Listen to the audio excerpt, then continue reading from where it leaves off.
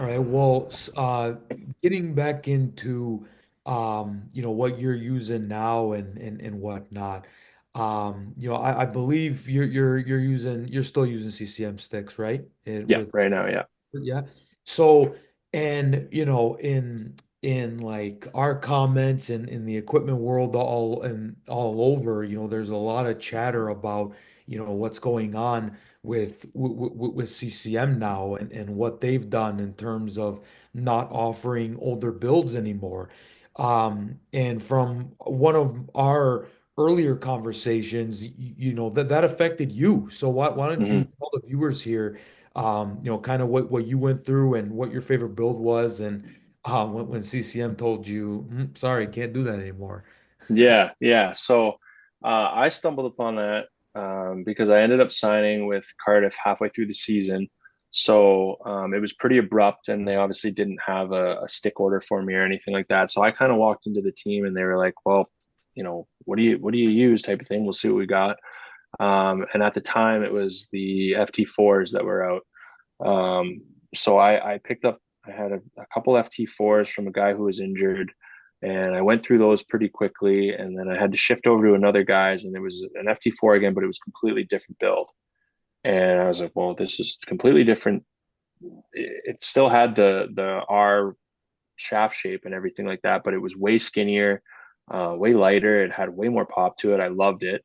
Um, and thankfully they lasted me the rest of the year, and then the next year I got to use them again. But um, I noticed that the next year FT5s came out. I ended up breaking all those FT4s and moved to these FT5s, and they were terrible compared to this stick. And I was like, oh my goodness, I was so frantic because I forgot to get a code. I forgot to, I didn't have any info. They weren't my order of sticks anyways. So finally this year, I got a hold of the CCM rep and I said, hey, do you by any chance have my buddy's old order from that season? And I found out that I was using an FT3 dressed as an FT4, and that's why it was different.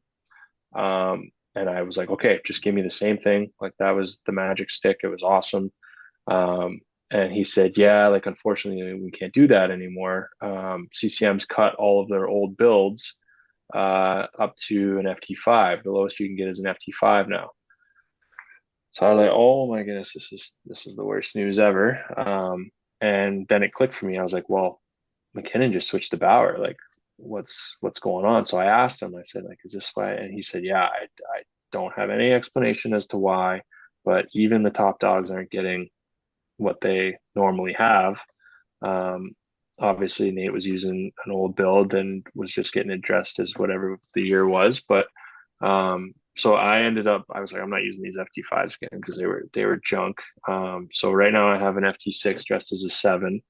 And then the next batch, I'm sure like the sevens will be out. So I'll probably just keep it the same and just go FT7 as a seven. But yeah, it's interesting. And that's why I kind of seen one of your guys' posts and kind of commented on it because, like you got two of the greatest players in the game right now using your brand, let alone McDavid. McDavid just switched to his tack like Yeah. a couple And nights ago, a yeah, late one. Like I was 19 when I was in junior when I was using that tack.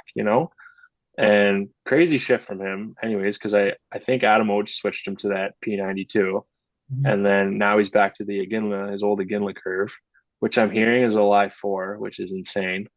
Um, but obviously it works for him. So that in itself is crazy.